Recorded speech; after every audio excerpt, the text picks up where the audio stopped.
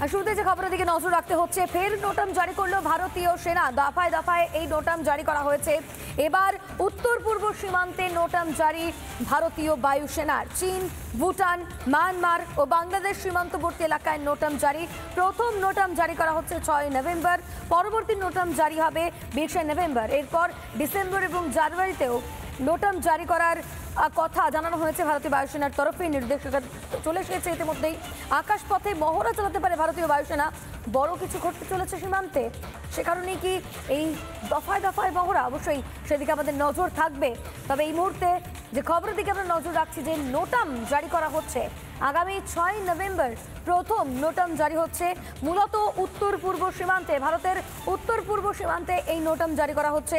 চীন, ভুটান, মায়ানমার ও বাংলাদেশ এই সীমান্তবর্তী অঞ্চলগুলিতে নোটাম জারি করা হচ্ছে ভারতীয় বায়ুসেনার তরফে। 6 নভেম্বর প্রথম নোটাম জারি ভারতের, পরবর্তী নোটাম জারি হবে 20 নভেম্বর। আকাশপথে মহড়া চালাতে পারে ভারতীয় বায়ুসেনা। পরবর্তী নোটাম, প্রথম নোটাম জারি হবে 6 নভেম্বর এবং পরবর্তী নোটাম জারি হবে 20 নভেম্বর।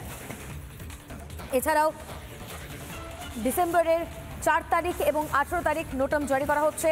1 তারিখ এবং 15 তারিখ জানুয়ারি মাসের এই দুদিনেও নোটাম জারি করা হবে, এমনটাও জানানো হয়েছে। এই মুহূর্তে নিরাপত্তা বিশেষজ্ঞ আর্য ঘোষ আমাদের সঙ্গে টেলিফোন লাইনে রয়েছেন। স্বাগত আপনাকে রিপাবলিক বাংলায়। ভারতীয় বায়ুসেনার তরফ থেকে নোটাম জারি করা হচ্ছে এবং দফায় দফায় সেই নোটাম জারি করা হচ্ছে। 6 নভেম্বর প্রথম জারি করা হবে এই নোটাম। কি বলবেন আর্যবাবু, কোনো কিছু কি বড় কিছুর চলছে সীমান্তে, সেই কারণে কি এই নোটাম? দেখুন, আমি কাউকে উদ্বিগ্ন করতে চাই না, প্যানিকই করতে চাই না, কিন্তু ডেফিনেটলি আমরা একটা প্ল্যান নিয়ে চলছি।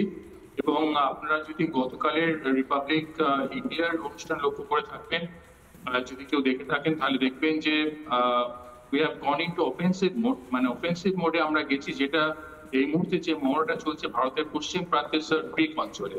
এটা আনঅফিশিয়ালি আপনাদের সঙ্গে আলোচনা আমি বলেছিলাম যে এখন থেকে সামনের বছর অব্দি আমাদের একটু সাবধানে থাকতে হবে।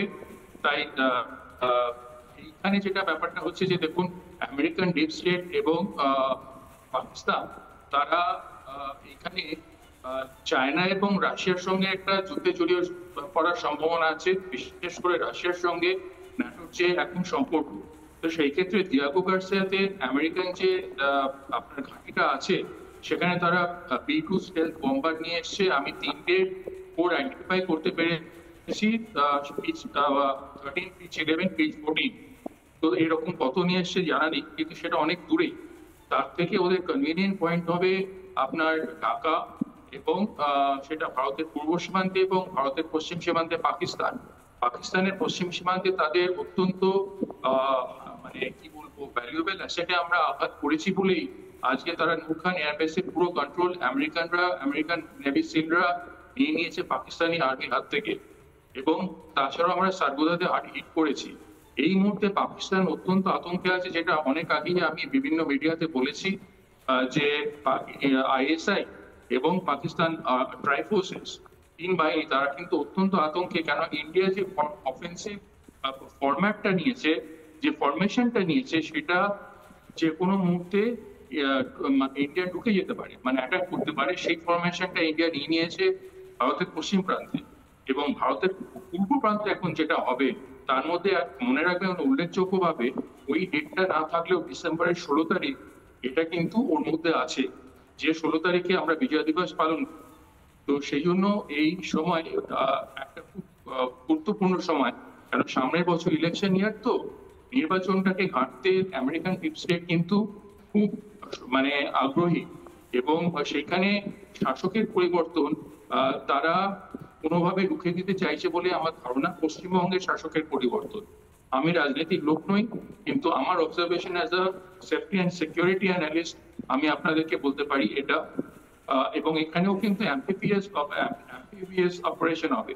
তার মানে আশা করছি আমি, তাই তার মানে জলে এবং স্থলে উভয় জায়গায় কিভাবে অপারেশন করা যায়। কেননা বাংলাদেশ হচ্ছে একটা নদীবহুল অঞ্চল, জল জল দিয়ে ঘেরা, এবং সেখানে অনেক পোরাস বর্ডার্স আছে।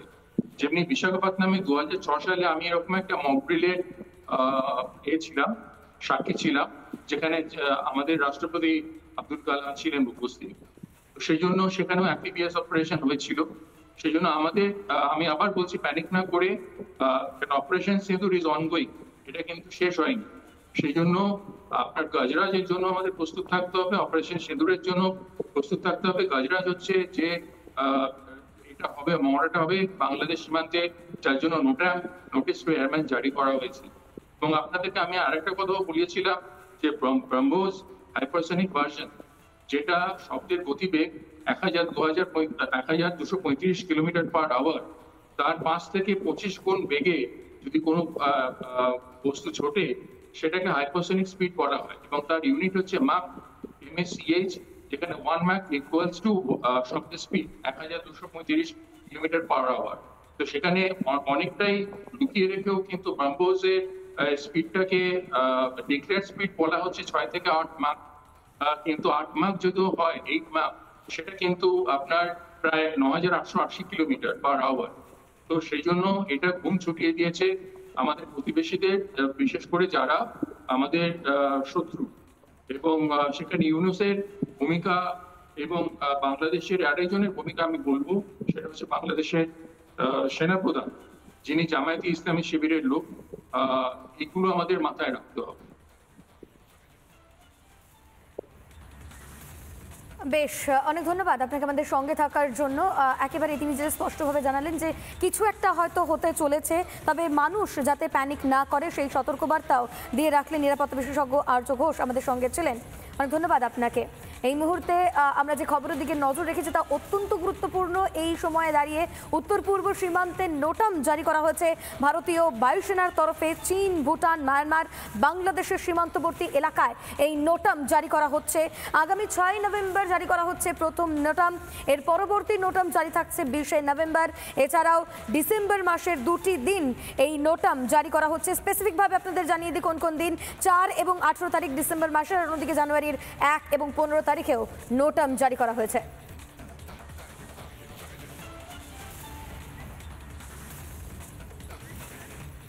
নানা ধরনের কন্টেন্ট দেখার জন্য লাইক করুন, শেয়ার করুন আমাদের ফেসবুক পেজ, সাবস্ক্রাইব করুন আমাদের ইউটিউব চ্যানেল। পাশাপাশি অন্যান্য ব্রেকিং নিউজের জন্য অবশ্যই চোখ রাখুন রিপাবলিক বাংলায়।